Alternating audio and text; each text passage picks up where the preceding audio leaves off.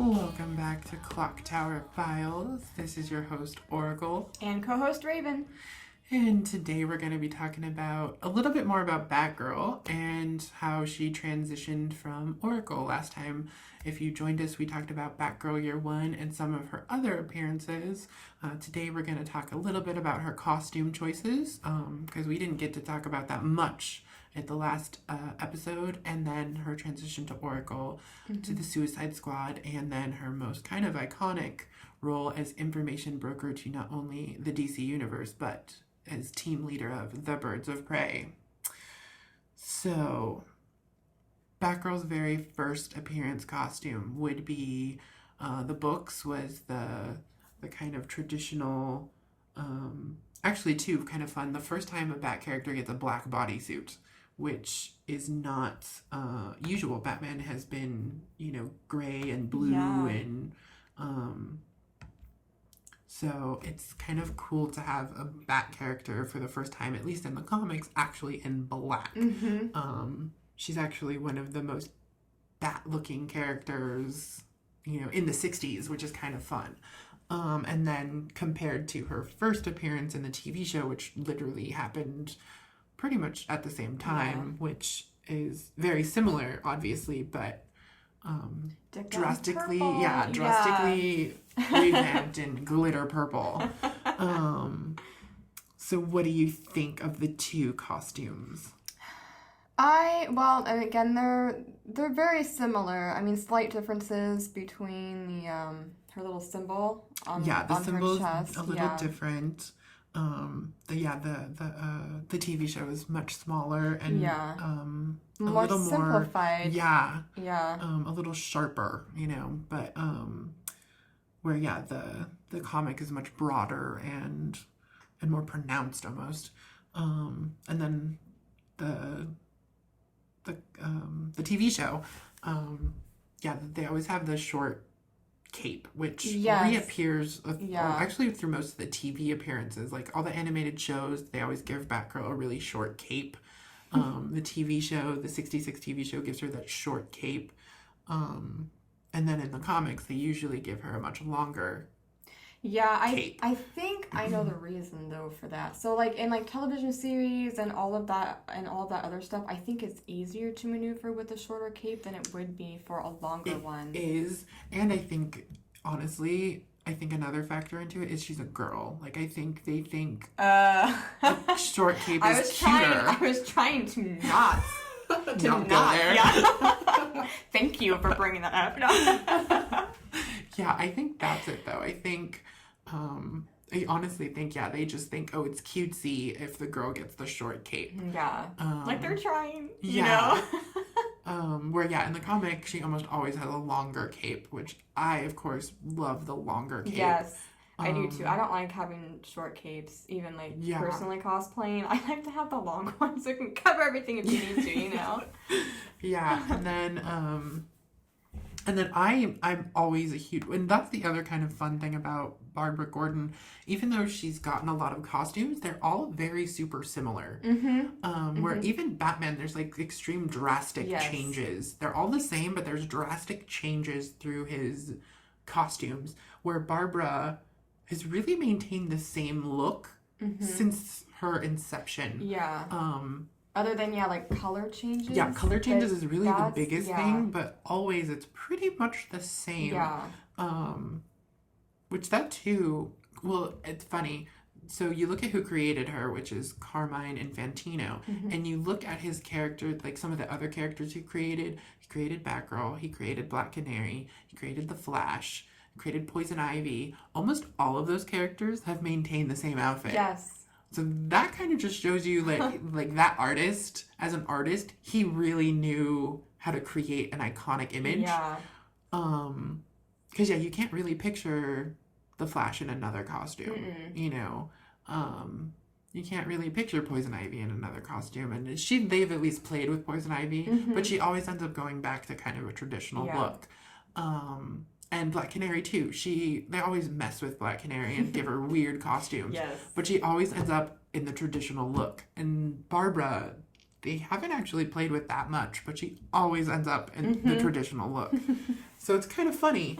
It just kind of maybe shows that, Carmine just really knew how to design a really, really clean, powerful suit. Yeah. And then a lot of people give female superheroes flack about high heels. I love the gold and yellow I thought you were heeled just gonna boots. say the high heel boots. Period. Oh, I do love high heel boots. Period. But not for everyone. No. Yeah, I know. Obviously, won't work for everybody, but But yeah, I'm a sucker for the gold boots yeah. with the heels. I love the heeled boots. And then the purple boots from the 1960s, they're just cute. The cute little boots. They are. They're just super cute. You get to see a nice little turnaround, a 360 of her, and she gets to kick them with them, so. Yes, but I just love that, yeah, the classic black Batgirl suit. It's my favorite. Yeah, not to say that the others don't look clean, but that one just looks super sharp. Like, yeah, it's just so, exactly, it's just so striking. Yeah. And then they change it up in, 1968 with the blue and gray, which she was stuck with for a long time, but it's just a light version of her original suit. And that too, I just feel like I think they were just jealous that Batman wasn't in black. So, so they're like, Batgirl can't be that in that year. She can't look cooler than Batman. Because, I'm sorry, but that black outfit just is super striking. I'm not super thrilled with the black line. I mean, the blue lining, but that's what But I love it when they transition her to the full black and yellow or the black and gold, where she has the yellow or gold lining. That's my favorite. Yes. Oh, because like black and gold always look super sharp together. So yeah, such a clean look. And then of course everyone knows her in the animated series. Yeah. Which I feel like that's probably a lot of people's introduction to Batgirl. Which again, she's in the gray and blue with a short cape.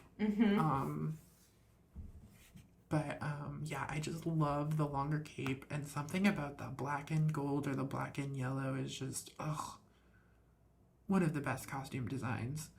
We're not going to talk about the movie suits or any of the other Batgirls because we're just going to focus on Barbara Gordon for you listeners out there. So before we do finally get an email and it's like, why didn't you talk about Stephanie Brown or Cassandra Cain?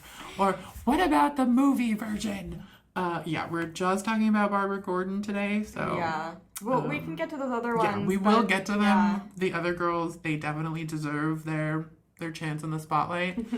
So they're going to get their own episode. And then, my absolute favorite is, again, the black and gold suit. But the Birds of Prey TV show, they actually, for the first time, produce the black and gold suit into reality, which really is just repainted version of the Alicia Silverstone Batman movie costume. Oh, was it? Yes. Oh, I did not know that. Yeah, they literally took that suit and repainted it into the black and gold.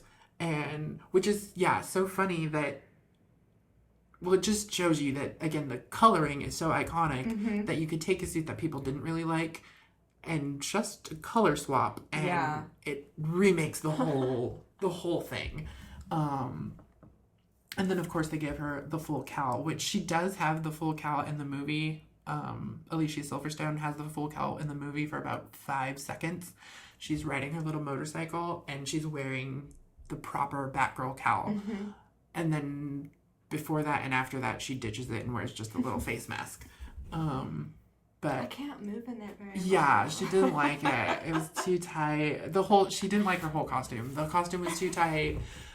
She didn't like the mask. It hurt, or it was like whatever. I mean, we can get more into it when we actually go into the movie ones, but but oh my god, and it's so funny because if you look at like the boys' costumes, they're like pounds of pounds and pounds of silicone and rubber and cape and you name it, and then Batman actually can't move his head because he has that stupid neck piece.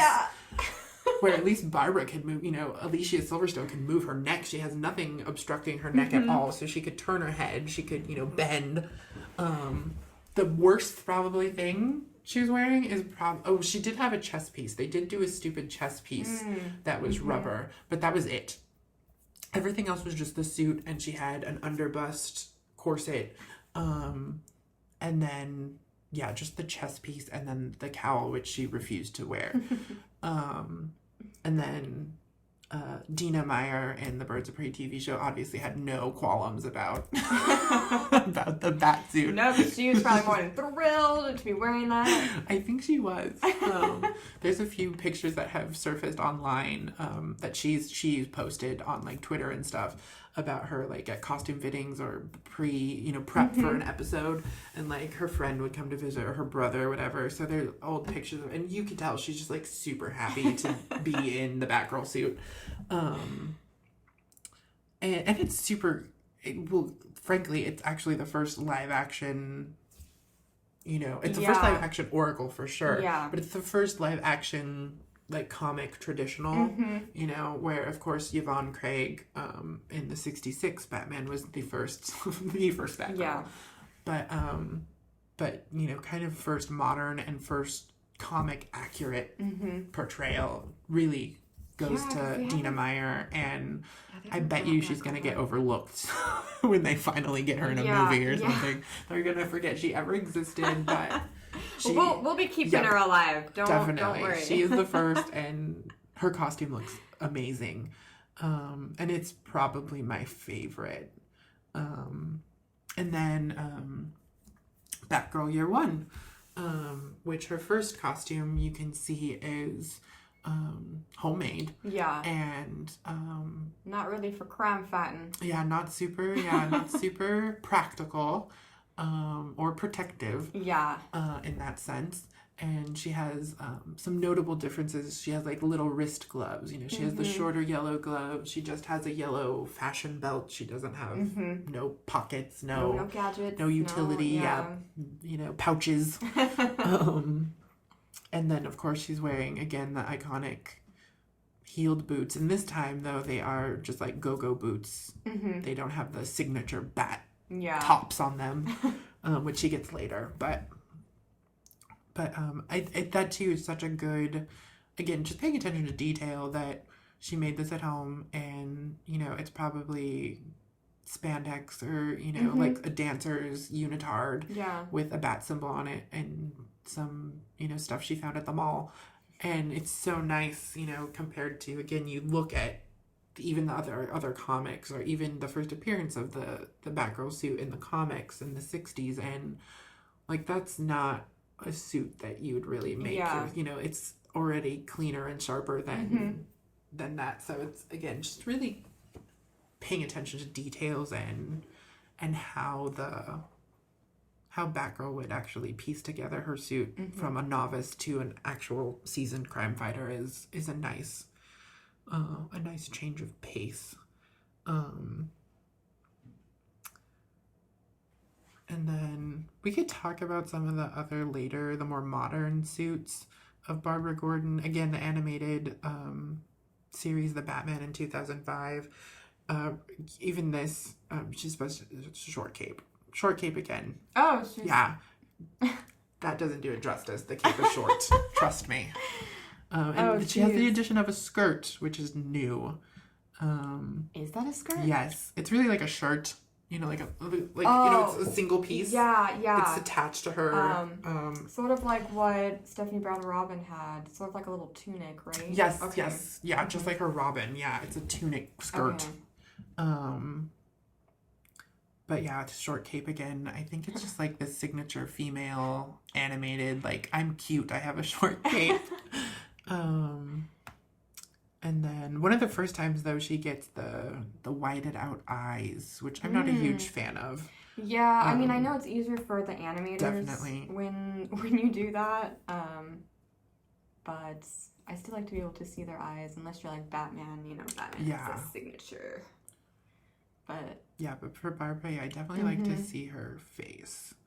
And then that's really it. Then we jump to Gail Simone's New 52 run, which is just a more armored version of the suit we've always been looking at. And then we have a purple lining instead of gold or yellow, which she purposely said was designed purple as a nod to the 66 Batman. Well, I mean, it doesn't look bad. You know, like, Yeah. the purple with that doesn't look bad. It's just not as Yeah. put together as the gold or a solid black. And then yeah, Young Justice again, short cape. We've just unlocked an animation female trope. Short cape female. That is what you get. I wonder if that's true for all of them. I know, I'm gonna have to look. Yeah, that would I just be know though for interesting. Batgirl for sure, every time she always has a short cape. Yeah, I think. Except for, I think her first appearance in the Batman animated series is because she like stole or got an actual Batman costume. Yeah. So her cape was really long. But when she actually decides to be Batgirl and make a Batgirl suit, when she alters it, she chops that shit off and it's now a short cape when she's officially Batgirl. So yeah, we're gonna have to look and find other animated females with capes, and are they short? Because almost everyone I can think of, they're all short capes. Interesting. And then now we're up to date with the Batgirl of Burnside, with the all purple suit, black lining up the side, with a snappy cape, short, Still short. and then I know they designed this to be practical, and it is. She has, you know, the Doc Marten yellow combat boots instead of heels or knee-high boots. I know they designed, you know, it's really like a track jogger suit, you know. I don't know. There's just such a difference between the look. It is. It's so drastically different from all the other Batgirl suits. And I like it if it wasn't Barbara Gordon. Yeah. Like if this were Stephanie Brown, this would make so much sense. It's young, it's hip.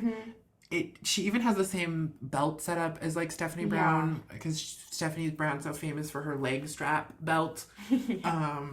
It encompasses Stephanie Brown so much, and it is very similar to her Batgirl suit. It has the side paneling. It's the same purple color. You know, it's the same color palette with the harsh purple and yellow. And it's so like I put this together in my, you know, my closet. It just makes so much more sense for Stephanie Brown. It just is not Barbara Gordon to me. And she looks completely out of place when she's with any other Bat characters now, when she's with this suit. I appreciate the design. I appreciate them trying to make it practical and youthful, but I just don't like it for Barbara Gordon. Again, if this was Stephanie Brown, I would love this suit to the moon and back. I love it. But I just don't like it. Yeah, it's hard when you do super iconic characters and you're trying to remake them. Even if it is more practical, it's just hard to see it sometimes. Yeah, it's just too like home crafty for me, for Barbara.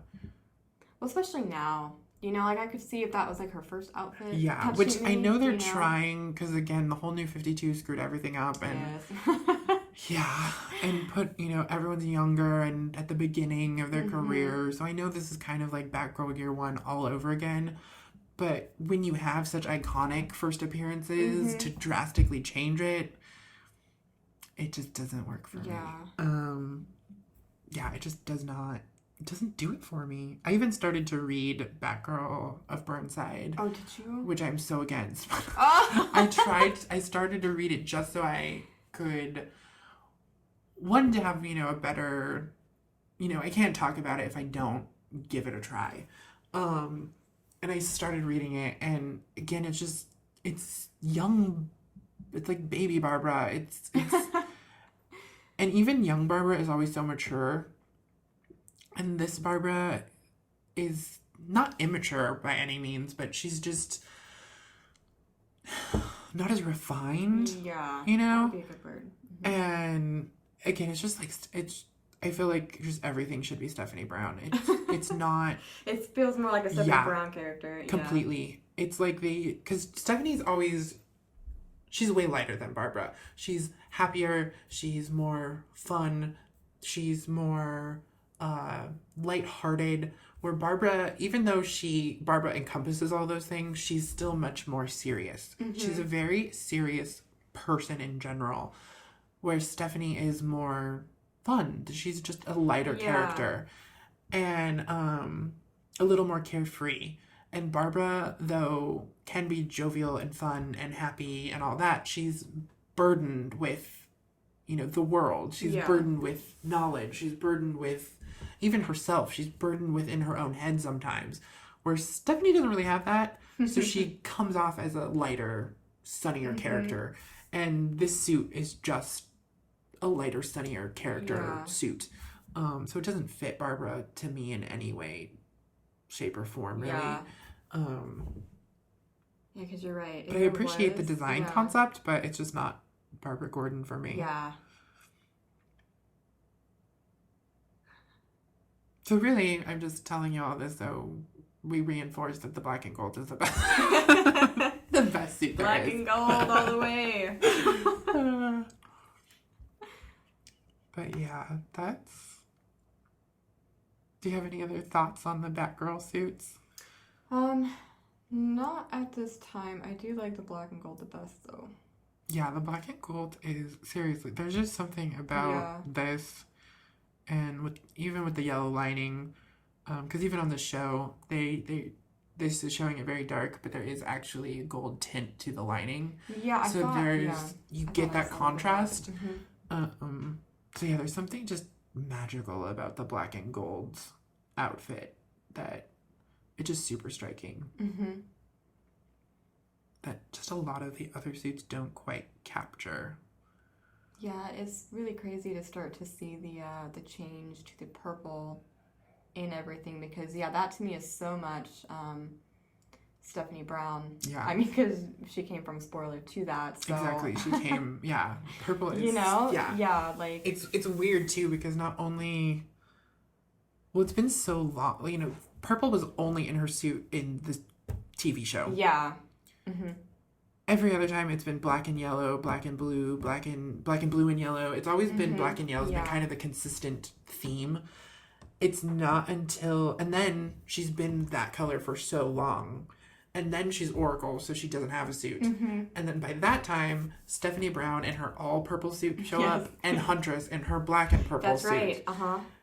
So then we have those for 20 years of purple associated characters. Yeah. And to now up and flip the universe, kind of downplay. First, they got rid of Stephanie completely. Yeah. Which a lot of people. A lot of people were had an issue with that. Yeah, very upset. Yeah. And I'm glad they finally brought her back.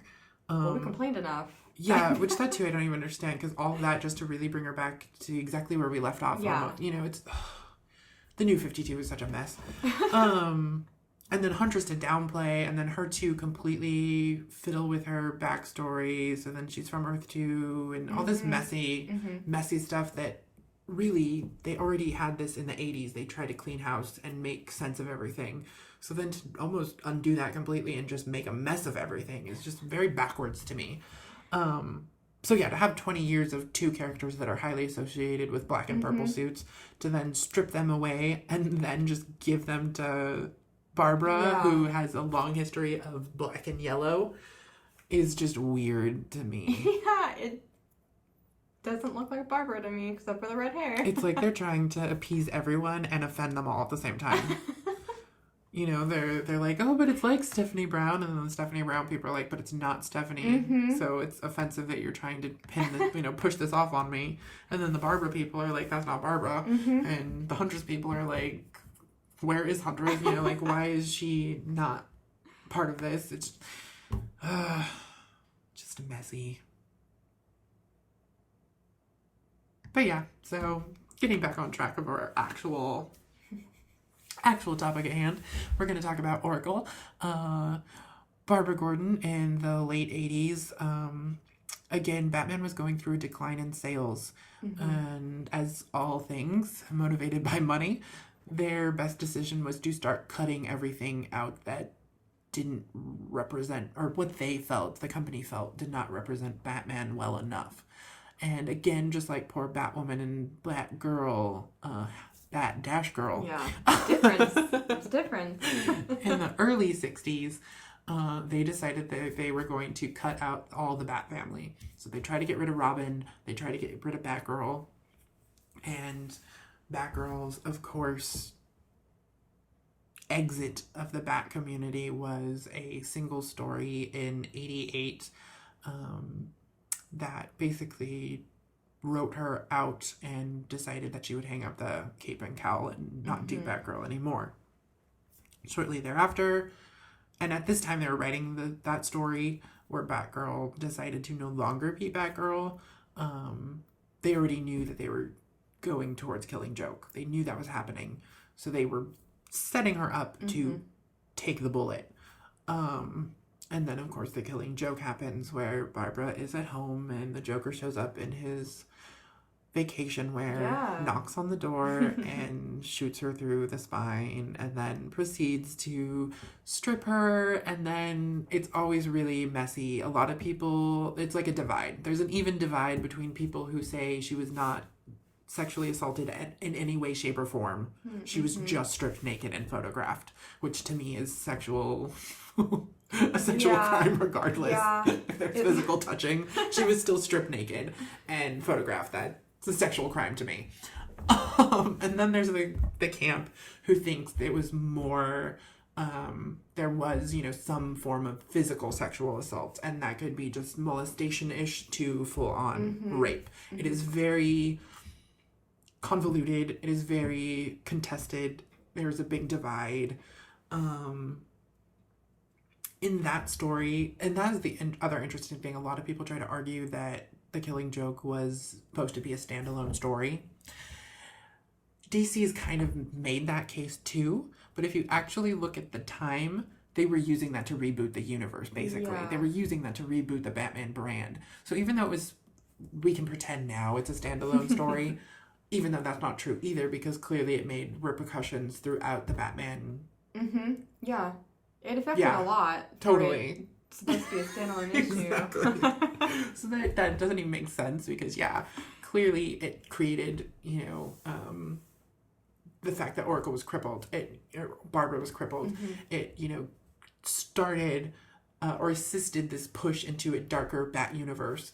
So the fact that they try to pretend it was a standalone is half-hearted at best because, it really was the note point of where we tipped into a dark Bat universe. And clearly, as you stated, there's lots of repercussions from this story alone. So to pretend that it wasn't part of continuity is kind of playing with the truth. Because, at the time they were setting up Barbara to stop being Batgirl, they knew that was coming. So if it were a standalone story that was like an Elseworld tale, they wouldn't actually be setting up the pieces to connect to a story if it was a standalone story. So I know you're not telling the truth, DC. And so, but big divide, if she was actually sexually assaulted or not. Which we're really not going to get into. I personally think, especially within that story, it's such a dark story. I don't see how the Joker... And to me, the evidence to that it was sexual was that he stripped her naked. Yeah, because otherwise there would be no need Exactly. There'd be zero need to take off her clothes. You already shot her through the spine, and you could even dance around her as she bleeds out. That's cool. But you don't need to remove her clothes and photograph her naked. Well, that wasn't really to get at Barbara. No, it was to get at Jim and Bruce. But still, you could photograph him dancing around her bleeding body and not have to take her clothes off. And that still is enough to upset a friend and a Mm-hmm. a father. Like, you don't Mm-hmm. need to strip her naked. But he's also a little screwy in the Yeah. head. In case you forgot. But so yeah, I think it was very evident that it was probably sexually motivated.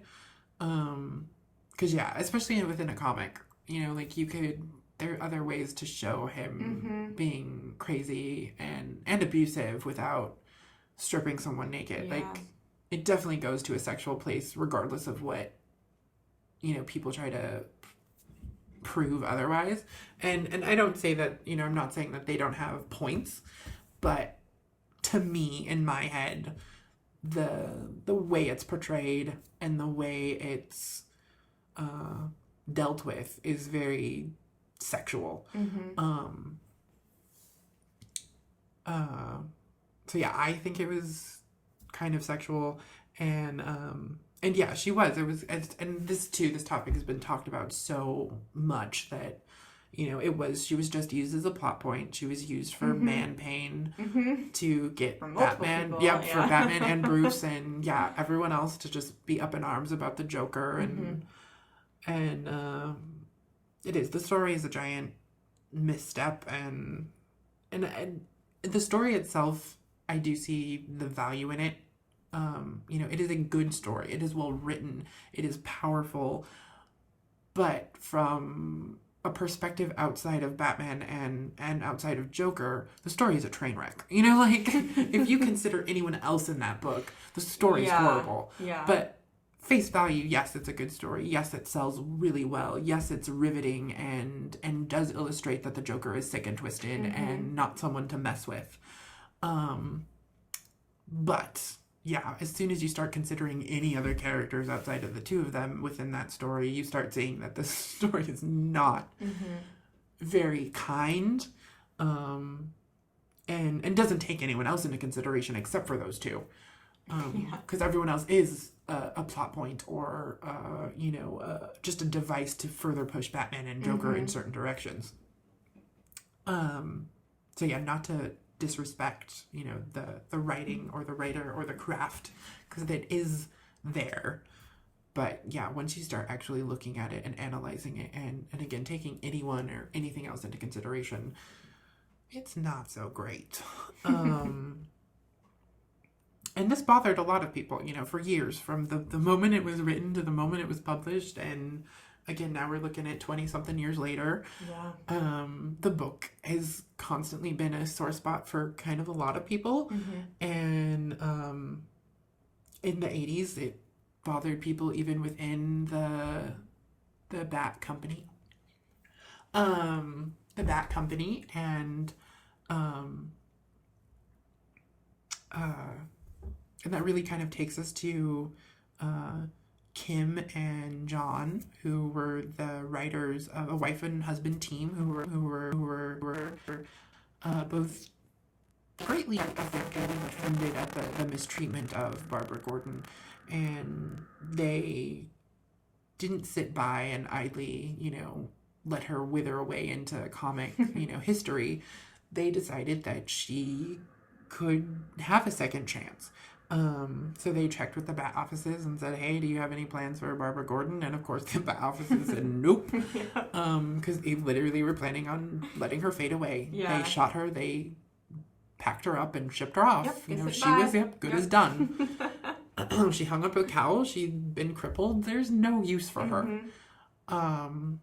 And so Kim and John said, little faith you have, DC. And so they, already writing Suicide Squad, decided to integrate her into Suicide Squad, which they looked at her past and saw, even without putting on a costume, without ever being Batgirl, she was already extremely intelligent. She was already savvy with computers. She was already creating her own gadgets outside of Batman.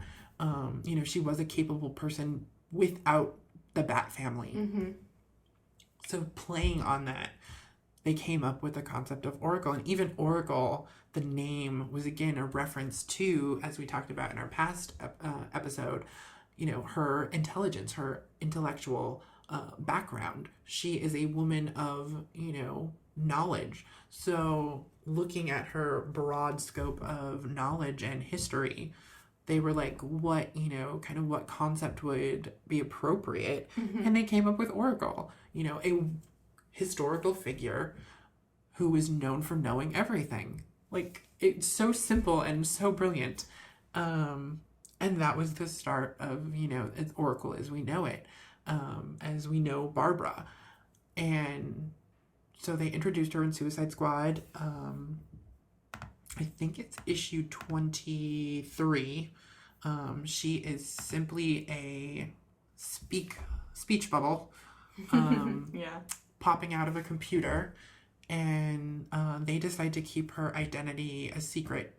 There's hints, like you'll even get which is super common in a lot of Oracle appearances, even after everyone knows her identity. You'll see, like her fingers on the keyboard and like the Batgirl doll by the computer. And you get that even in her first appearances as Oracle before we know who Oracle is. So, and then she becomes, she forces herself in. Amanda Waller doesn't want Oracle, she thinks she's a virus or again, a hacker or something that has infiltrated her system and is something to be destroyed and taken out, which is typical Amanda Waller. If I didn't assign you to something, you have to be removed. And Oracle forces herself in and forces herself to be viewed as a valuable asset, and even manages to do something that even Batman can't do. She hides her identity from Amanda Waller. Amanda Waller sends multiple, people to track down Oracle and to figure out her identity, and they can't do it. And even Amanda finds out who Batman is, and that's supposed to be the greatest kept secret in all of, DC. But Oracle managed to do what even Bruce can't. She keeps her identity secret from Amanda Waller, which that too I think is never touched upon and never noted for how great, how brilliant Oracle is, that she manages to keep secrets from even Amanda, who is possibly one of the greatest secret discoverers and the, truly, kind of the force behind the DC universe that really will break an identity and break a mask. She's often scarier than a lot of villains because she's so determined. She doesn't let anything stand in her way. So very interesting that out of, again, all the characters out of all the DC universe, Barbara Gordon is the one character that can kind of stand up to Amanda Waller and keep Amanda Waller at bay, which I think is very impressive and rarely gets noted or credit for. So she becomes a part of the team thanks to her own ingenuity, and then at some point in time there is a death, which isn't surprising, of the Suicide Squad, a death of a character who's Amanda Waller's niece, I believe, and she's one of her head tech people. And after that death, Oracle decides to be brought on in a more in-person sense and exposes herself to Amanda Waller. But even then, she keeps her identity secret and goes by the name Amy Beddoes, which no one knows what that name, or if that name has any significance. Even the writer, he said if there was, I completely forgot. And so, again, Amanda believes that this is her identity, but even that she questions, she's like, we may never know who this Amy really is, because, that's what we're being told and that's what we're finding, but, she doesn't buy that that's Amy. But even Amanda's like, we may never know who Amy actually is. So again, just another, still can't break Oracle. And she becomes essentially what we know her as. Amanda offers her, basically says, if anything happens to me, I want you to run the Suicide Squad. I think you could do it. You're clearly one of the few people who are capable of, being intelligent enough to run a mission and being technologically savvy enough to run the mission on a technology side and a logistics side, not just being command head. You know, you can literally do everything we need. And of course, something happens to Amanda and she can't run the Suicide Squad, and Oracle takes her seat. And, you know, Kim and John literally pave the perfect base for Oracle to flourish outside of that book and within the DC universe. And it is really John and Kim who, because they were writing multiple books at the time, just kept putting Oracle in this book and putting Oracle in that book and putting Oracle over here, that single-handedly patchworked her back into the DC universe, which then, of course, spread into other books and other writers. And then I believe in The Sword of Azrael is the first time Batman really, it's a miniseries in the early 90s where Batman really kind of uses Oracle as his main source of information. And that is the real tipping point where then she's kind of now known as the all-knowing, all-seeing. She's not still used a lot, but she starts to just pop up more and more and more and more. And then we get the Birds of Prey, which is kind of really where Oracle truly gets to shine and kind of, you know, let her hair down. You know, every other time, you know, it's a guest appearance. It's this, again, a single panel, a speech bubble, you know, here and there, a glimpse. But this is the first time we have a story that is Oracle, a story about Oracle, with Oracle, her team, her rules. Everything is about Oracle and what's going on with that character instead of a guest in someone else's book, a cameo. And that really is, you know, the start of something really interesting. And I'm curious, I wish there was an answer. We'll probably never get it. I'm curious why they didn't let Kim and John write Birds of Prey. They pitched it to Chuck Dixon and I can't remember the artist right now. And Chuck kind of had to be sold on it a little bit, which I also think is interesting because we literally have the people who created, you know, this the character of Oracle and what she'd be doing. They didn't create the Birds of Prey, but they laid the groundwork for really what the Birds of Prey would be. So I'm curious why DC didn't. Maybe they just had too many books on their plate, and I know Kim was ill. The last book she wrote would be Batgirl Year One, Oracle Year One, the single issue in Batman Chronicles. Her and John wrote that, and she was actually, I believe I read, was like in the hospital writing, you know, this book. Wow. It was literally her last story she got to work on. She died in 1997, I believe. So maybe that's why too. They just knew they were dealing with, you know, personal issues and didn't want to put another thing on them. But I'm sure they would have enjoyed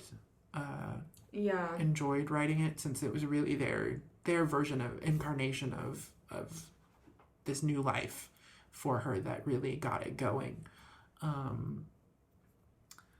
But yeah, I'm curious why that didn't happen. I'm assuming that's why, but as history, you know, now history, we know Chuck Dixon got it and had a very long run, and again, everything we have of the Birds of Prey and the rebirth of, you know, Oracle and Barbara and Dinah and even the Huntress, you know, she has a much longer shelf life now because of and thanks to the Birds of Prey. So I know, again, sorry listeners, I'm just talking your ears off, and poor Raven here is just sit and listen to me like you. We're gonna get Raven a little more involved now.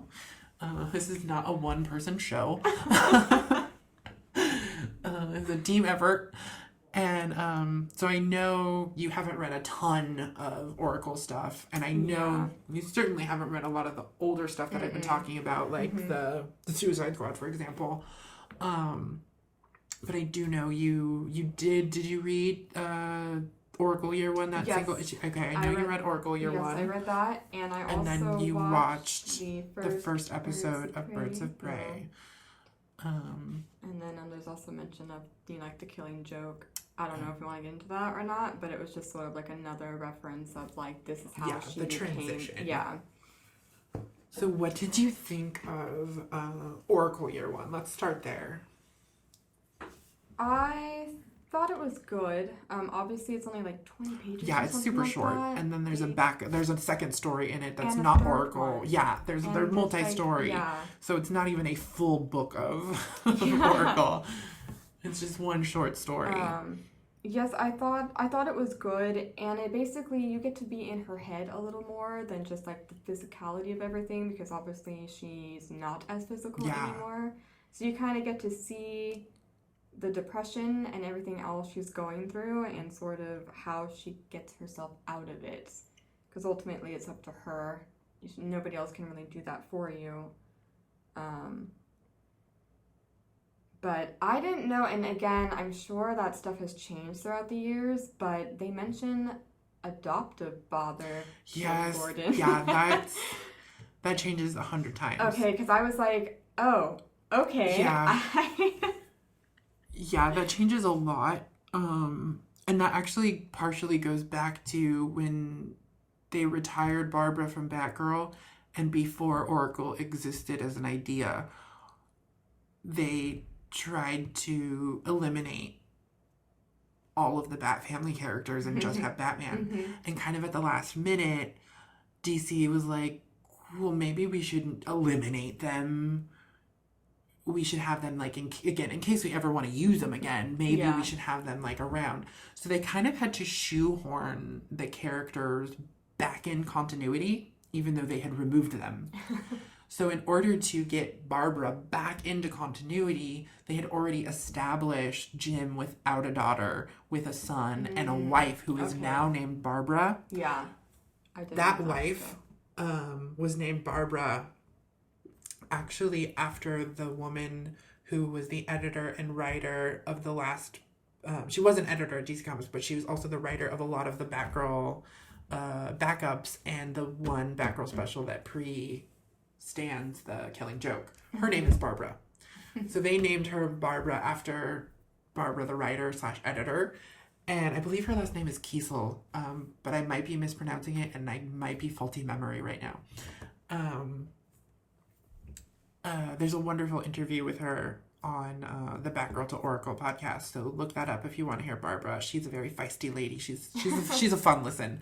There's also a wonderful interview with John on the Batgirl to Oracle podcast, and an interview with Scott Beatty and Chuck Dixon at the same time about Batgirl Year One on the Batgirl to Oracle podcast. So if you'd like to hear the writers actually speak about the books and the characters, definitely go check out those interviews. They're fun to listen to. Barbara and John, you definitely get to a little more about the books and the behind the scenes stuff. John and Scott and Chuck are a little less informative. Still fun to listen to, but you don't get quite as much background story and like behind the scenes stuff as you do with Barbara and John. But yeah, Barbara is really fun to listen to because she's just so feisty. She's really fiery, so it's very up tempo and quick interview, where everyone else is a little more subdued. Even John and Chuck, I keep pairing John and Chuck, I'm sorry. Chuck and Scott, they are together. Even though they're playing off each other a lot, but it's still not as high spirits as Barbara. She's a feisty one. I really like to read more from Barbara and hear more from Barbara, just because she's kind of, you can tell, very fiery. But yeah, definitely go check those out. Batgirl to Oracle podcast, if you'd like to hear the words directly from the horse's mouth. Definitely worth the listen. But yeah, Barbara actually tells us that, they had to shoehorn a lot of the characters back in. Because, DC was like, oh, what if this was a bad idea, kind of. And so thus, since they already set up Jim with no daughter, a now son, and a wife named Barbara, they created this whole elaborate niece and death of parents and adoption, and that's where that comes from. So I was like, what? Yeah. Because And then that already changes. Then it changes again that you find out that she's really his blood daughter. Like, it goes back and forth. So Barbara is, yes, like her own cousin. So I'm going to pretend like that line never existed. Yeah, just their blood. Just ignore it. They're always father and daughter. Because just I was pretend. like, where did that come from? Yeah, it was the late 80s, and it was a weird editorial decision. And then when they were like, what if this was a bad idea? It caused a whole bunch of problems. So that's when we get weird familial stuff like, yeah, oh, her parents are dead, but it's really her dad, but then it's not her dad, and she's adopted. And yeah. then she's, the niece, and yeah. So they're just father and daughter. Simplify all of it. Father and daughter. As far as I'm concerned, that is my Barbara Gordon. So of course, she goes into sort of like the beginning story of like how she became who she is today, and I don't know.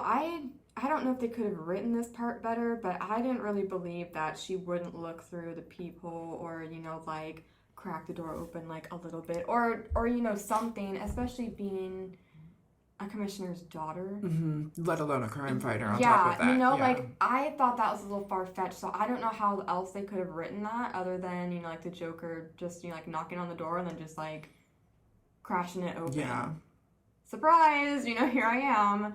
Instead of just being like, oh dear, look, I accidentally let a bad guy into the house. Yeah. I can't remember. It's been such a long time since I read The Killing Joke. There might have been a reason she was going to the door, though. I think maybe she was supposed to be going out or something. And that could have been it. I think I have this vague recollection, like, oh, her friends were supposed to be coming, or something was supposed to happening that she was supposed to be going to the door. And then Joker just happens to crash before her evening starts. Yeah. But I don't know if that's true. That totally could have been plausible. We'll just pretend. Yeah, we'll pretend that's why she's going to the door, because her best friend from the library is supposed to come over. So we're just rewriting this story. Perfect start. Yeah, don't worry, DZ. I will fill all your plot holes for you. Yeah, so anyway, the whole first part has been rewritten already. Yeah. Yeah, so, I mean, the whole reason why Joker did what he did was to kidnap Jim. I mean, initially in to kidnap this Jim story and plot. Yeah. And then to get at Batman. Yes. But in other ones, it's to get at Jim. Mm-hmm. To say that, anybody can break, if they have one that day or whatever it is. So again, there's already conflicting stuff that's happening, and I don't know who to believe. I don't know who to go with. Somewhere in the middle. It is to get at Jim, it is to get at Batman, it is to prove that even the well put together characters could snap if they're pushed hard enough. It's just it's a mix of all of those. Yeah. Put them in a blender and that's somewhere where the truth lies. Okay. We'll read the tea leaves from that. Again, we're just going to make our own story for this one here. And yeah, so we end up waking, quote unquote, waking up with Barbara, and Batman's being a flippin' creeper. Yeah, he does that a lot. And he's just sort of like at her bedside, just like, oh gosh, I hope she's okay. You're gonna wake up soon. But I know she's like super bitter at this point, which I can totally relate with. And like in quotes, even as Batgirl, I was perceived just as some weaker version of you, which I was like, yeah, because how else are you supposed to look at Batgirl compared to Batman? Just your little sidekick, along with Boy Wonder. And then, then we get more into sort of like her thought process of, when you're healthy, you don't really think about all the simple things, which all the things you can do and kind of take for granted. Yeah.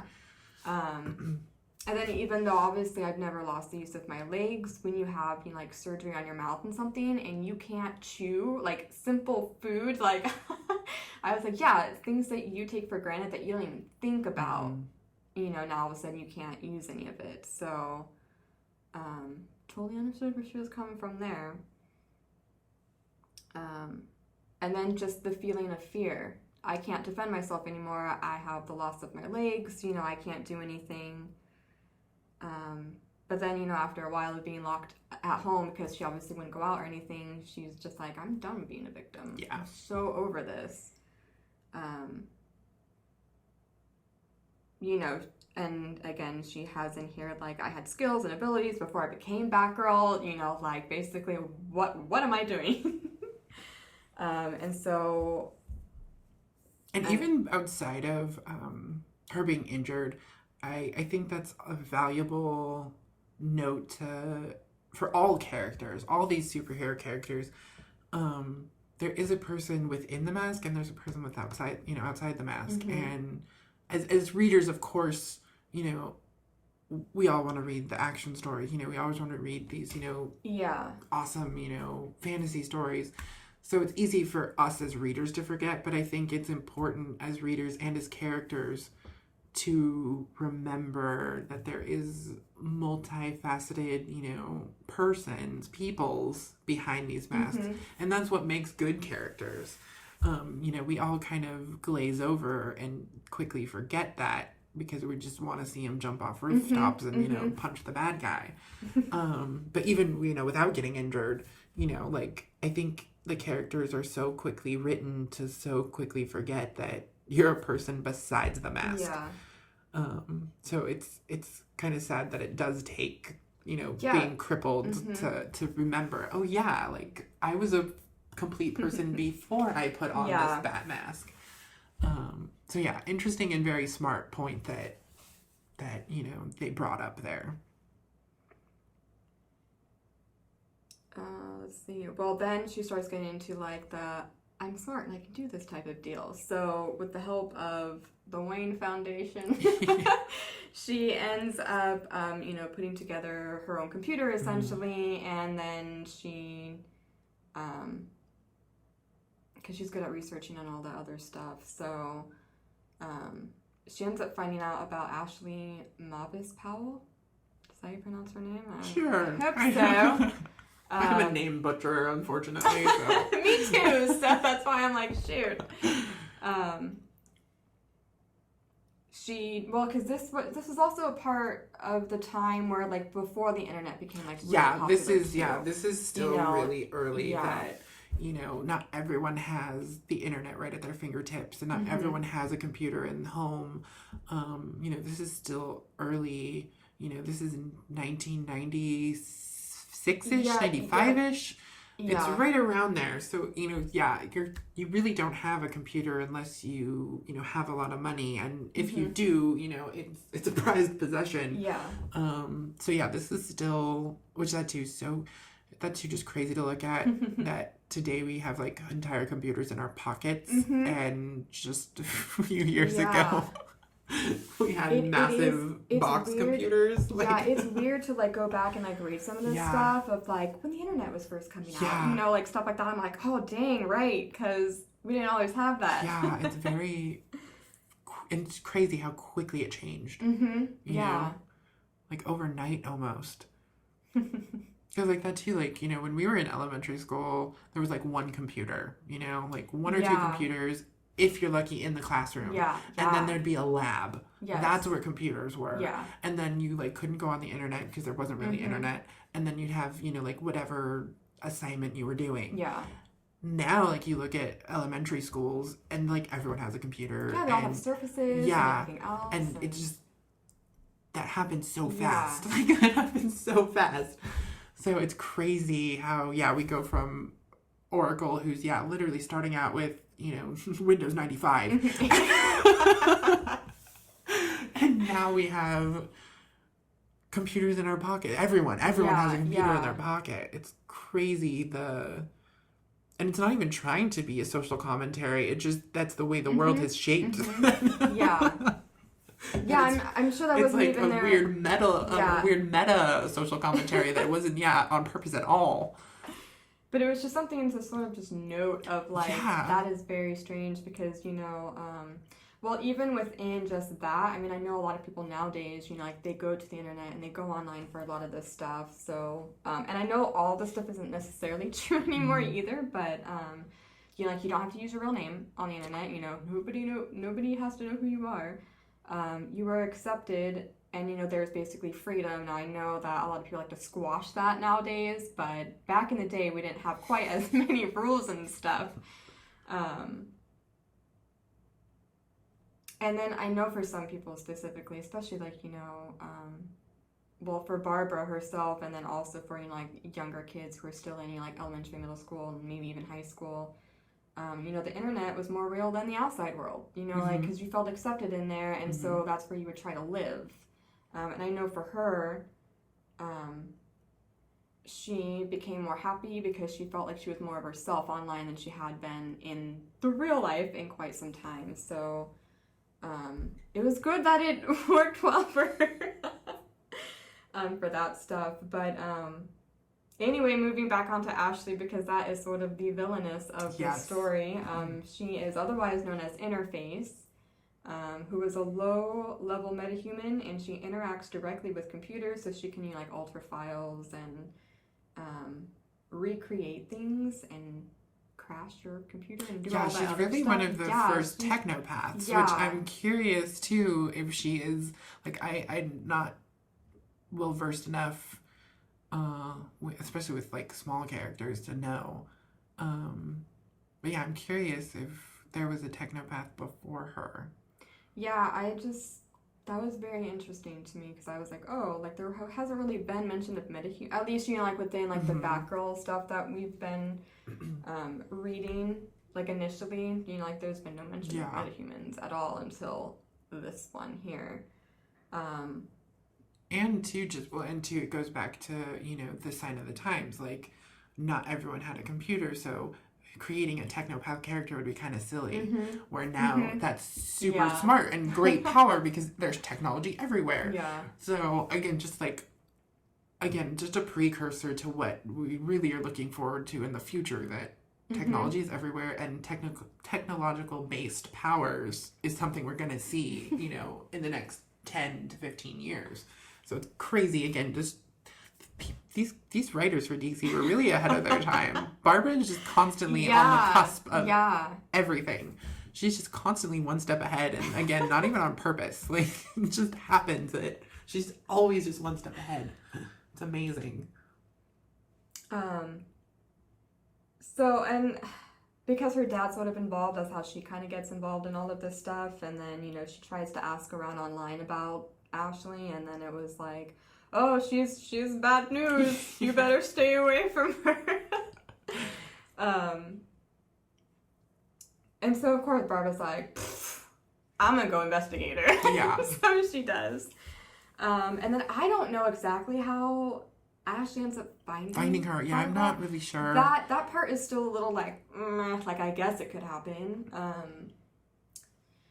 And I guess the way that she could have found her, like now thinking about this today, is that, since Barbara was in the news, I'm assuming she was in the news because, she's the commissioner's daughter and all this other stuff. So Ashley would have had some sort of like, this is what she looks like, some type of deal. But, and maybe that she was in a wheelchair, so she just happened to be going down the street and Barbara just happened to be outside and they just collided together. Like, yeah, I'm not super sure how that all played out. Yeah, but regardless, they ran into each other, and then she tried to throw her in front of a bus. Yeah, she was just like, girl, you better stop. I'm going to throw you in traffic. And so then after that, of course, after, have been uplifted for however many months it was, she kind of fell back into the whole, like, I'm the victim again. Yeah, she got slapped in the face with that, that reality reared its ugly head. She had kind of started making progress, and then the rug was pulled out from under her. And then after that, that's when she has the Oracle dream, right? Well... Or is that later? First she runs, or she tries to contact people online again to be like, hey, I'm in a wheelchair, how can I protect myself? And then Batman ends up helping her find... Richard Dragon? Yes. Yeah. And so he trains her, and then at that night after, it was like the question of, why? Like, why do you want to do this? And Barbara kept giving him BS answers, and he was like, that's not really the reason. Yeah, that's when she had the Oracle dream. Yes. And this is super fresh in my memory because I like just read this one. Okay, that's fine. I'm like, wait, no, Yeah, I read know this this last week. But yeah, I really liked in the dream when the Oracle was just like, you have lost nothing that matters. You have everything you need. Everything before leads up to now, and now leads to what shall be. Like, it was just so powerful. For me personally, anyway, that No, line. it is very powerful. So. And I think, just again, comic fun side note, I think this actually might be the first appearance of the Oracle mask. Oh. I have to double check. Because this was what, 19... Well, this came out in 96. 6? Yeah. Let me look here. I'm pulling up my Oracle Clock Tower files. That's right. Because we got everybody. So you hear that clacking, we busy. Yeah. Let me see. Oh, actually, I have this too. I have so much digital things I can look at. I have another thing that's faster. We'll do that. Let me look at my... sound effects. Those are important too. Yeah. The first issue of the ongoing Birds of Prey is 99. The Oracle mask makes an appearance on the cover. Oh, okay. Before that, there are one-shots of the Birds of Prey, and I don't think there is any mask in the one-shots. So the first appearance of the mask, I believe, is in Oracle Year 1. Oh, that's crazy. And for a long time, I was trying to figure out where this mask came from and who designed it. And I think through all this research of trying to get in depth of these characters, I finally think, I found that this is the first appearance of the mask is in Oracle Year 1. And John and Kim just wanted it to be influenced by like the Greek tragedy and the masks. Those little happy, sad. Thank you. Yeah. Of famous from the plays, the Greek tragedies. And then Brian Stelfreeze, the artist of the book, who does most of the covers for Birds of Prey, at least that first chunk. He, I think, is the one who actually designed the mask. So fun comic knowledge, assuming I'm correct, which so far I have not been contradicted, and I haven't been able to find a definitive yes, this is the first appearance either. So right now that's my theory. Well, again, we're recreating a story, so this is the first appearance of the Oracle mask. I'm pretty sure it is.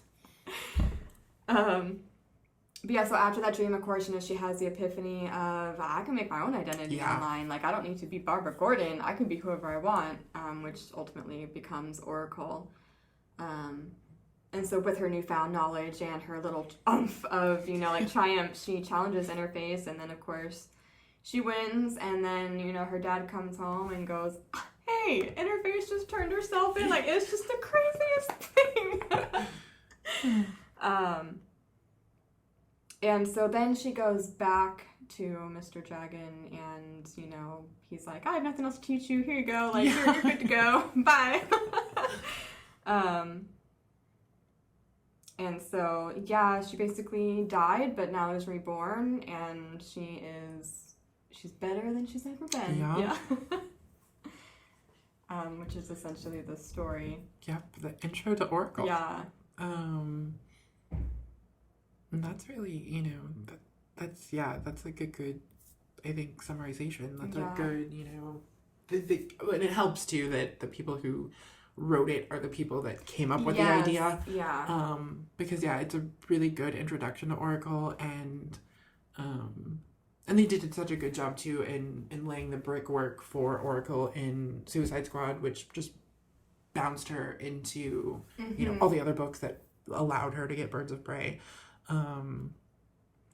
And Barbara, who again, funny, who's an extremely popular character, but hasn't had a lot of chances to be in other media except for animation. She's been in a lot of cartoons, but only has had not even a movie appearance. That was a weird one-off Barbara that wasn't Barbara Gordon. It was not Barbara Gordon. It was like a weird alternate universe Barbara Gordon. So she hasn't even really had a movie appearance.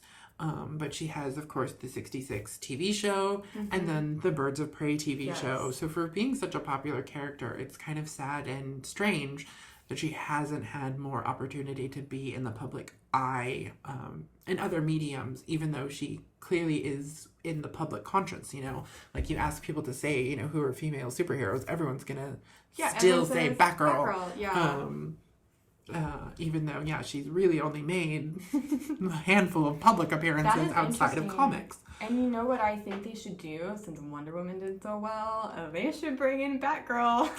Which they said the kind of launch of the DC Cinematic Universe, this second go around after the Nolan verse, that they were planning to do something with Batgirl. And now finally, doing stuff now that Wonder Woman is so popular, there's again rumors that she's going to get a solo movie. But after Suicide Squad, they were talking about doing a Gotham City Sirens movie where basically the Birds of Prey, or at least Barbara Gordon being involved, who knows if she'd be Oracle or Batgirl, would kind of offset the female villains to their female heroes. So that might still be in the works, and then supposedly they are now officially aiming for a actual Batgirl movie. So that is in the future, supposed, you know, that all things go according to plan. But you watched for the first time the first live action appearance of Oracle in the first episode of the Birds of Prey TV show. Yes, I did. And I really liked her as a whole. Like, you know, like her character herself, and I'm not trying to exclude the other girls in the story, but I just kind of want to focus on Oracle. We're just going to focus on Oracle. We'll have we're hoping to plan on an episode or series of episodes that just deal with the Birds of Prey TV show as itself. But for this podcast, which is the Oracle Focus podcast, we'll just talk about Oracle and her first live action appearance. So I'm like in love with her clock tower. Right. I really love that. But let me see, because I have a few quotes that I wrote down, because again, like, I'm all about the quotes, right? Yeah. Because that's sort of like what makes the characters for me, and so that's one good thing about that show too. It's not the strongest show on earth, but there are a lot of quotable lines.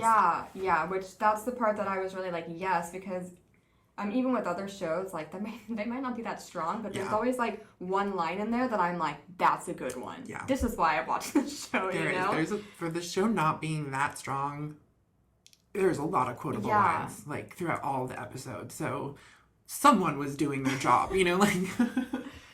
Because, obviously I have different opinions on some of the other members. On Dinah and Huntress. But, anyway, so while Oracle is speaking with Huntress, again, at, like, Huntress's day/night job. I don't really know what time of day it is. I'm assuming it's night, but okay.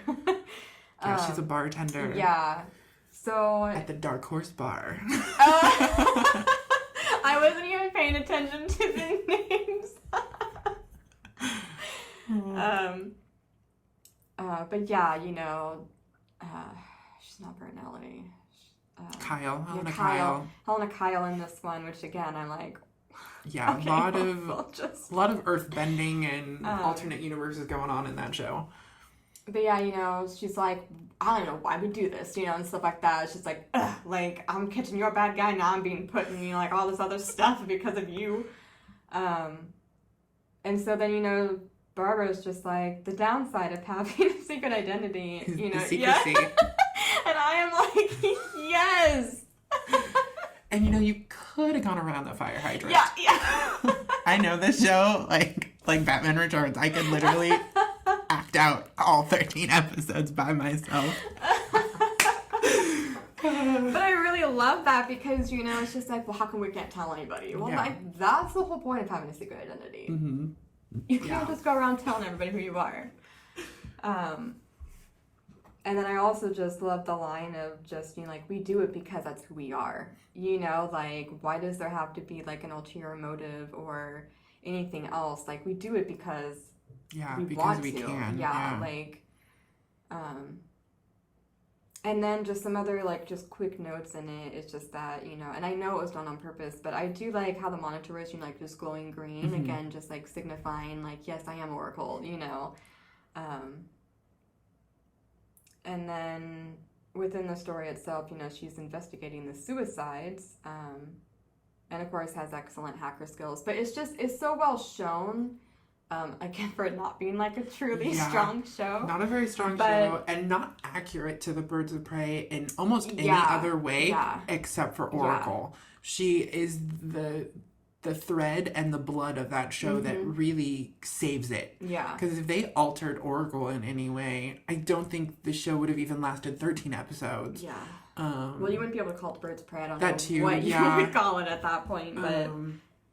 But yeah, Oracle really is the saving grace of that show. And there are, again, if another episode will go into the show itself. But, there are other good moments. But yeah, Oracle really is the backbone and the life force of that show. Yeah. Especially as comic viewers, because it's not it's not the book in any kind of other way. It's not really the Batman universe in any other kind of way. It's so its own entity that Batgirl Oracle in that show really is the grounding force that bridges and kind of makes the kind of chaos that show is okay. Especially for comic viewers, because I came to that show not as a comic reader. I was still very, very, very novice. Oh, really? Yeah. Oh, I did not know that. The show is what really got me into comics. Oh. I was a fan of, Batman Returns, obviously, from when I was really little, and I saw a trailer for this at the movie theaters. They did like a, like preview, before the real previews of the film previews. There's like that, like the like, at the Regal, what is it? Like the, like, see it here first, where it's like just the, like, it's commercial crap. Yeah. And some of it's local, but, other, it's like TV shows. This was one of the TV shows. I was with my mom. I have no idea what we saw. I was so involved with the Birds of Prey. Like, it was instantaneous. I have no idea what we saw at the theater, but we were in the theater, and they were so heavily relying on Batman Returns, and it was like Batman and Catwoman drop in the alleyway, and me and my mom both were like, oh my god, Catwoman, because we know I'm obsessed with this movie. And then it plays out that Batman and Catwoman had a daughter, and, Batgirl was shot, and now is Oracle, and, blah, blah, blah. And it kind of gives the premise of the show. And that was in the summer. Then the show premiered October 9th, 2002. And yeah, that I was hooked from that crappy trailer in the movie theater with the crappy Catwoman costume and mask that poorly fit that poor model. And it does, like, you can tell, like, it's like kind of cockeyed, and then they like have like a weird blonde ponytail hanging out of the Catwoman mask. Yeah, not good. But yeah, I love Batman Returns so much that I was like, I have to watch this. And so I did, and I got hooked. Just through, again, kind of serendipitous, series of events, that it was just like the right place at the right time, not only for the trailer, but for the show. My life was in a certain place, and I was going through certain things that the Birds of Prey did what they were supposed to do. And that hooked me. And then, of course, it only lasted 13 episodes. And then I found out that it wasn't just based off DC comic characters, that it actually was a book. And that literally that is where the doors opened, and I found myself in fantasy. Actually, no, I didn't even get to fantasy yet. I was at Barnes and Borders, which I miss Borders so much. Yeah, I was at Borders with their crappy little wire comic racks, and I happened to find a Birds of Prey issue. I can tell you the exact issue. I should know this by heart, but it's like right before Gail Simone's run. It is issue, drum roll, issue 52. Issue 52 was my very first Birds of Prey issue. I found it just by chance on the racks. Because that too, like Barnes and Nobles and Borders, their stock for single issues is not very consistent. No. So if you find something, thank God, because it is not very regular. And yeah, they had one, and I picked it up, and of course read it, and had no idea what the hell was going on, because not only was it in the middle of a story, but it was drastically different from the TV show. Oh, yeah, because you were like, yeah, I know. What's going on here? Oracle was the only thing that made any sense. Because it was just like the TV show. Oh, my God. And then from that moment on, I decided that I was going to read the comics. And so, yeah, it was just like one thing after another. And that's where we are. Now we're here today. So, yeah, I had a few comics when I was younger, but I was not a comic reader until the cancellation of the Birds of Prey in 2003. And that spurred me to look and search out these books. And that's crazy. I mean, it's good that it has such a huge impact on you, though. I mean, you yeah. obviously did something right, right? I know. Yeah, it's a double-edged sword, because I totally understand that the show is not that good.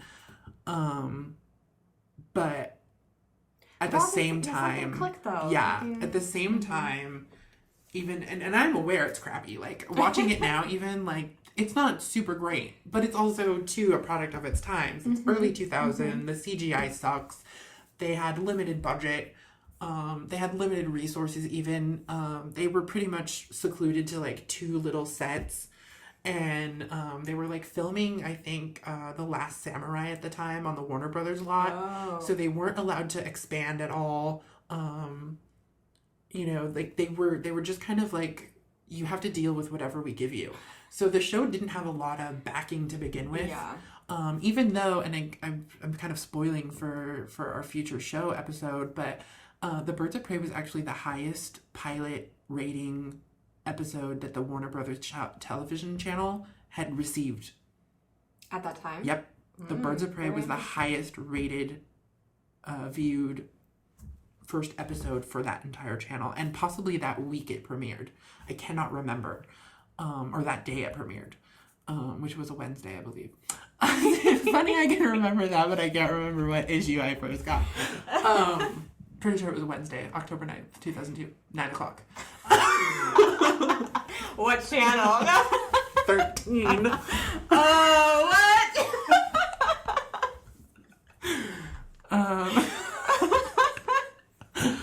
Or was it 12? I can never remember, because CW and then whatever. Well, like, the WB was channel 13. It was 13, right? Mm-hmm. Because then,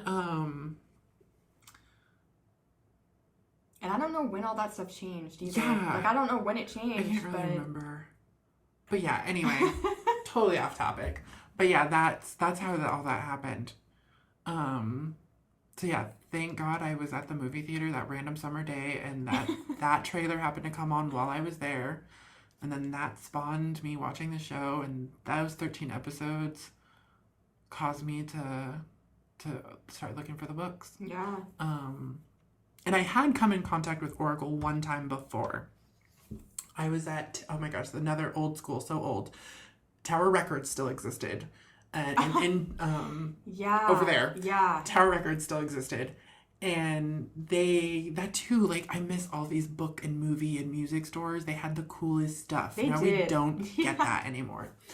And too, you could discover new stuff. Because trust me, I call myself Oracle. I understand the beauty of the internet. You know, I get it. But you don't get to discover stuff you wouldn't discover otherwise, because all the internet is geared to sell you shit you already like. Yeah. You know, all the ads are shit you've Googled. Yeah, this is true. They're stalking you. They want you to just buy more of the same shit. Where you go to a store and you stumble on stuff you wouldn't find anywhere else. And I found, because again, which that too, funny how like Tower Records and even Rasputin's and, you know, all those kind of music and movie kind of pop culture stores have become more than just music and movies. It is pop culture. And so they always had like a comic and, you know, geeky section. And they had, you know, those big skinny books, those hardbound books, the ultimate guides to whatever character. There was a Batman one. And I got that. And that was a good few years before the Birds of Prey show. And so I got the Ultimate Batman Guide book, which is funny, also tying back to Batgirl Year One, written by Scott Beatty. Oh, snap! Yeah, funny world. And in there, of course, because it was, you know, present day, they covered that Batgirl was Batgirl and then shot and became Oracle. So I knew that a little bit just from there. But again, it's, if you've ever seen one of those books, it's almost like a children's book. It's huge. Yeah. And it's like 90% pictures. Not a lot of information. So that's what people want to look at. Look at the pictures. So I didn't get a lot of background on Oracle at all. So that was my first knowledge of Oracle, was the Batman Ultimate Guide. And then, but it wasn't until, the Birds of Prey TV show.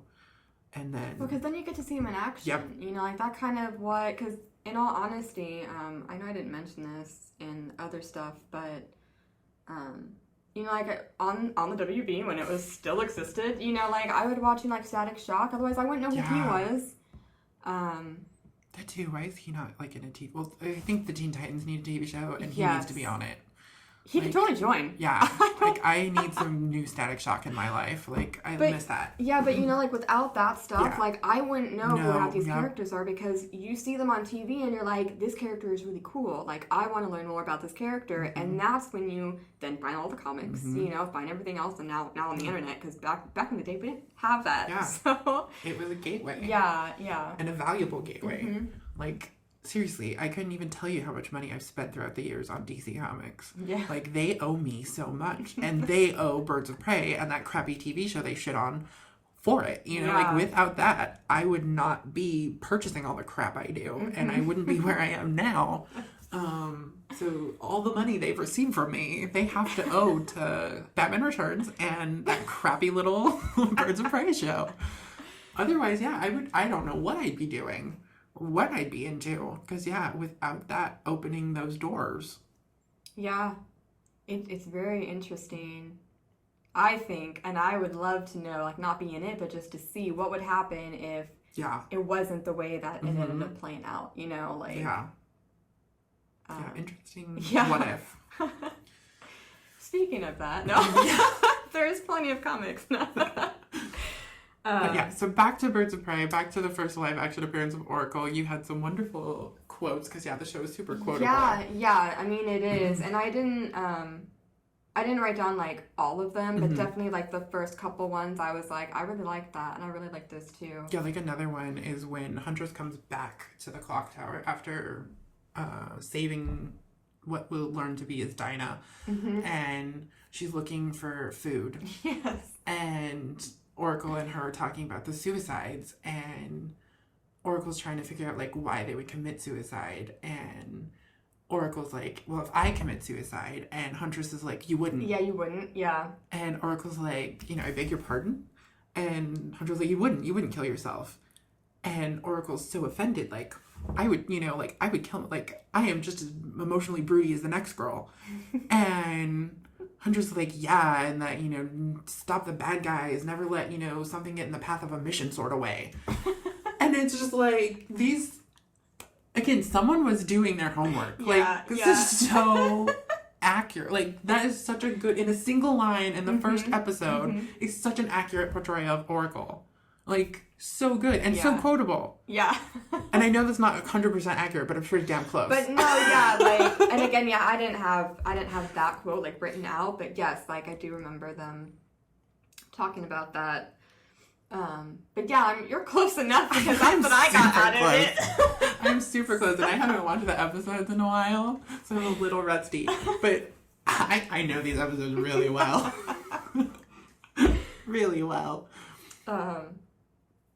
But yeah, so I did like that one too. And then obviously she has excellent hacker skills because I love how she knew that the guy ordered pizza. So like Huntress goes Yes. out and it's just like, are you sure this guy is home? Like I Yep. don't see anything. Yeah, he ordered pizza on his credit card 30 minutes ago. Yeah. So I was like, I was like, you go, Oracle, you go.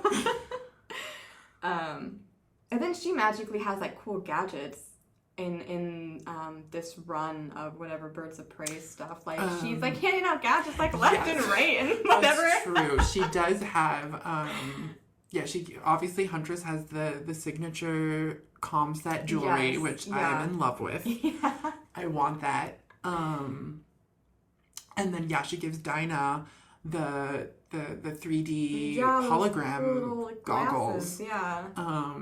Which she doesn't do that as much in the comics. Like it's odd. It's referenced that she has like gadgets. It's referenced that you like use gadgets, but you don't really see them. Anything. Yeah. Like the most you ever see is like she does give Canary the Canary Cry bombs. But that's about it. But it is referenced in multiple issues. Like like this and that. Like it is referenced in there, but you don't see a lot of gadgets and stuff. So it's again glad they actually show that Oracle is again creating other things besides just hacking away at computers. She is still a brilliant creator. But yeah, I just wish they showed that more in the comics. Because, like, all the comics that I've read so far of the Birds of Prey, I'm like, I didn't see much of that at all. There's not, especially in the newer stuff. And the Chuck Dixon run, again, it's not really there. Again, the most memorable, at least to me right now, is Canary gets the bombs because she doesn't have her cry anymore. Mm-hmm. And then she does get, like, occasionally, like, some spy gadgets, like, maybe, like, night vision goggles or something. But even, like, in Gail Simone's run, there's a reference from Huntress where Huntress is like, oh, why is it with Canary she gets all the cyber juju and with me it's all get a rock and smash it? And it's like, that's a brilliant line. Yeah, I love that line.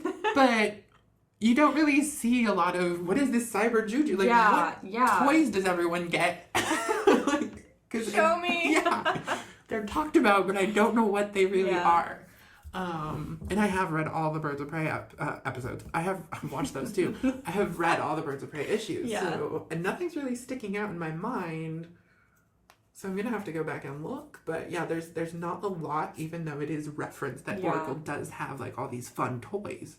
So I mean that was nice to see though. We got to see them in action, at least having some stuff. I don't know, is that pretty much the norm for the rest of the series, or no, was it just actually you don't. You don't actually get a lot of toys after that. She does make, which is, this happens in the show, the comic as well as the show. They talk about possibly creating something to let her walk again, and that happens in 2 episodes, I think, where she does use a device she created to walk. But for everyone else, I don't think there's a lot of. Oh, that's not true. Actually, there is one other episode where. Actually, no. There is a lot of, not a lot, but there are definitely a handful of instances that we could talk about where Oracle is actually kind of playing scientist, where, she is creating something or trying to create like an anti-venom or whatever. There is that aspect to Oracle. Okay. Which, I kind of forgot about. But yeah, there is a few instances of that within the show that you actually get to see her do. Where, the comic, you don't actually... Again, it's like talked about in reference, but you never actually see any of this happen or them actually use any of it. So yeah, that is a nice touch that I haven't really thought about within the TV show, that you do get to see her create gadgets or, physical solutions and actually apply them to the villain or the situation, which is nice. And then, there's not really much else after that, because again, I don't want to sit there and say the whole episode. But I did like the part too. There's some trouble in paradise with the bad guy, and ultimately Oracle is just like, we have to protect each other. Like, And so I just really like that because it's more of like a group dynamic instead of like a, well, you're on your own. Yeah.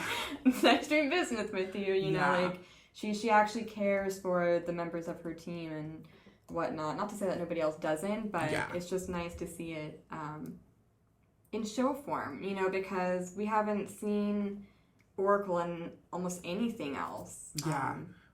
Yeah, Birds of Prey is the first. Yeah. You do not see her appear in anything until what was it? It was the, maybe I still have it up. The Batman cartoon where she has the skirt. Yeah, I mean, I know that I know Oracle was in Oh, something just the else. Batman. Oh, I thought it was Beware the the Batman, but is that the 3D show? yeah, the 3D show was The Batman. Okay, so then it is whatever, I don't know, whatever the animated one with the white eyes and the skirt. At there's at the very end of that series, or like there's just an episode where it like jumps to the future. She's actually Oracle, and that's the first time outside of the Birds of Prey TV show and outside of the comics that she. Okay, maybe that's the episode. And then there is in the 3D Batman cartoon, whatever it was called, because yeah, one's the Batman and one's Beware of the Bat, but I can't remember which is which right now. Yeah, I don't remember. It's a long time ago for me. So much stuff has happened between that. Yeah, but one of those, but both of them, I'm sorry, whatever name is what, both of them do feature Oracle. But yeah, up until then, Birds of Prey, the TV show, is the first time that Oracle actually steps out of the comics and is seen anywhere else. And then yeah, there's the two times in the cartoons, and then in Justice League Unlimited, Gail Simone wrote an episode of that called Double Date. And before she wrote Double Date, she was trying to do an actual Birds of Prey episode. But due to rights issues, they could not use Batgirl, so she had to end up writing what aired. But originally, she wanted to do an episode where Batgirl was injured, became Oracle for basically the mission, and recruited Huntress and Huntress and Black Canary yeah. to do basically be the Birds of Prey. But yeah, up until then, yeah, the Birds of Prey is the first time ever that Oracle is outside of the books. Yeah, which is nice. So I did like that within the TV show, and obviously she's the strongest character out of that show. Yeah, she definitely is. But yeah, like I just knew that Oracle was mentioned somewhere else, but I knew it wasn't first. Like this was definitely the first, the television series. But like I was like, I swear to God, I saw her in something else, but. Like, I didn't hardcore watch The Batman or Beware the Batman. I didn't watch the 3D one at all. But I did watch a handful of the whatever, yeah, the actual animated one was, specifically for the Oracle episode. And then there was, like, yeah, one or two, like, Catwoman episodes and Batgirl episodes that I wanted to see. And maybe Poison Ivy I wanted to see. But I did not watch it regularly in any way, shape, or form. Yeah, I mean, I think that pretty much sums everything up for Oracle anyway. Yeah. Kind of like her first appearances. Yeah, of what Oracle she's done yep, those are her first appearances, and outside and inside the comics. She had a long, wonderful 20-something year history in the Birds of Prey. Yeah. And then, of course, the New 52 happened and destroyed all of that. Thank you. And now with Rebirth, at least Oracle existed.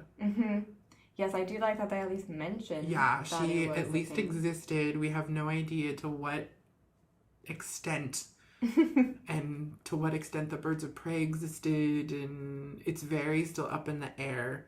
But Oracle at least existed via Barbara Gordon, and now there is the male Oracle, which, let's face it, that's my idea. You guys stole it. I've been doing it since 2002.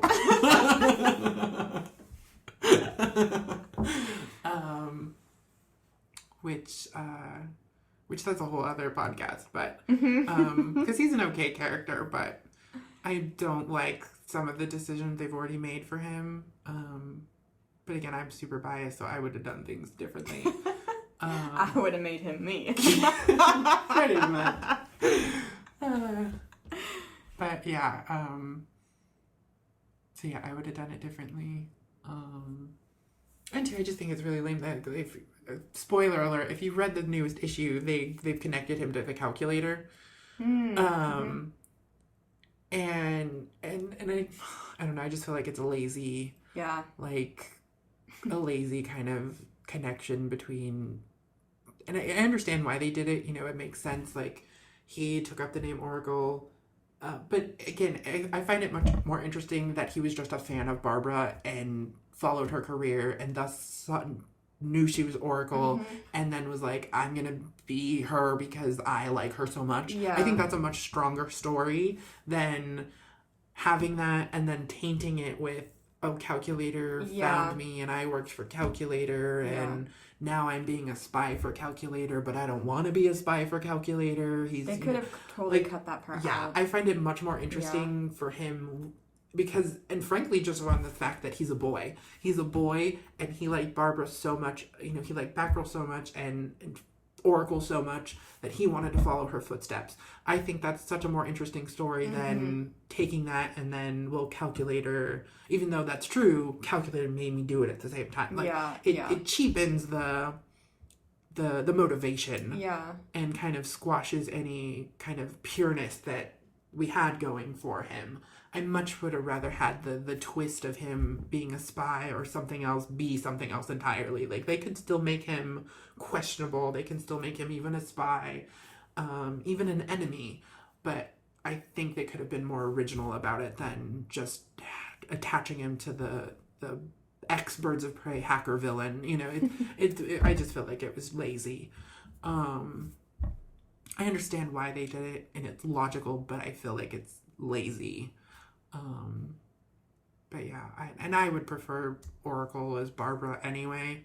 And if they did, like, again, we have a new Oracle. If they did make a new Oracle, I would have preferred Barbara seek out an Oracle than, or actually an Oracle seek them out. But again, in a pure form, then again this like twisted, I'm a fan, but not really, but I am. You know, like I don't know. But he's forcing me. Yeah, it's so cliche villain. You know, like, oh, the bad guy's making me. I don't want to be a bad, you know, I don't want to be a bad guy. The bad guy's making me. And I don't want to be a double agent, but the bad guy's making me. It's boring. Yeah. I much would have preferred, or Barbara getting better. The Birds of Prey dismantling. Not only because Oracle had to actually recuperate from, you know, getting better, you know, had to relearn how to be physical, which that right there would have put a damper on the Birds of Prey. Like, Oracle and Huntress and whoever is working for them, you know, they can't have Oracle if she's busy trying to learn how to walk. Yeah. You know, and busy trying to learn how to relive, not in a chair. And I would have found it much more interesting if the story started with an Oracle reaching out to them and basically starting the story all over, because Oracle is a mystery in the very beginning of the Birds of Prey. You know, it's a secret that her identity is, you know, who she is. She's literally just this, you know, no voice, no face secret that employs people. It's very Charlie's Angels, you know. And it would have been much more interesting if they got like this call and was like trying to join, you know, group up this team.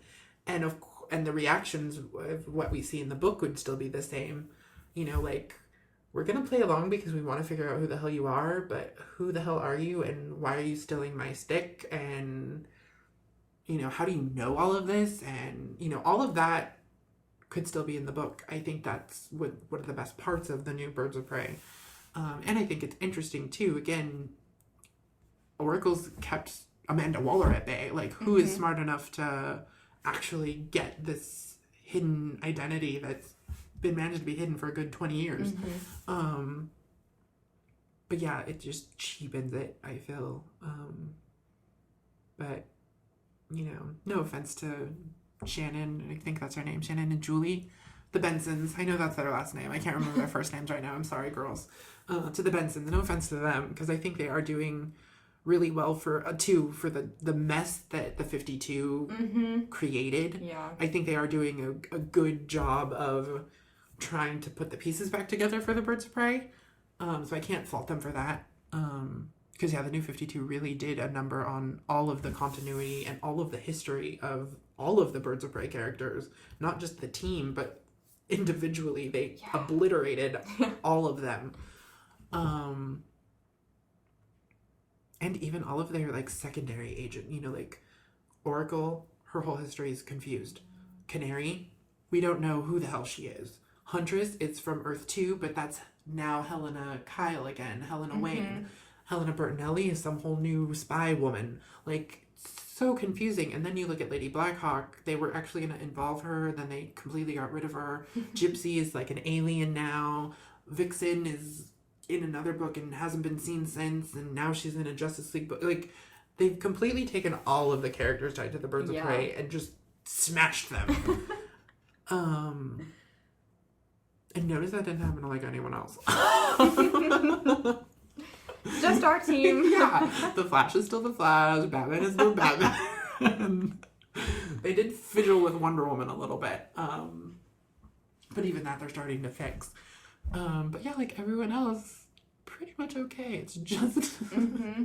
just this. And the Teen Titans, too, originally with the New 52. Oh, yeah. They did destroy them a lot. It was very confusing and still very confusing on who existed, who was first, what is that timeline. They really, really messed that all up. I like to pretend that didn't happen. I completely pretend that didn't happen. Especially with the Teen Titans. Like, I completely pretend that didn't happen at all with the Teen Titans. The Birds of Prey, because that too, there are some, I think, really good things in the beginning of the New 52 run. But again, it's just so, everything is so blown out. Yeah. It's hard to even pretend that any of it happened with anything before and after. It's the New 52 really did a number on... They're the standalone issues. Yeah. Yeah, they really did a number on those timelines and histories and just rough stuff. But yeah, I think that will conclude our Oracle chat for today. Yeah, thanks for joining us, guys. Thanks for staying with us. Again, you can find us on SoundCloud, iTunes, Tumblr, Twitter, all under Clock Tower Files. Like us, review us, reblog us. Email us at clocktowers@gmail.com. We'd love to hear from you. Give us suggestions. We'd love to cover some actual stuff that you guys want to hear about. So send us some characters or some books or something, and movies, TV shows, whatever. Yeah, whatever you guys want. We will cover it. So yeah, let us know. Thanks again for coming, and we will see you next time. Oracle signing out. Bye, guys.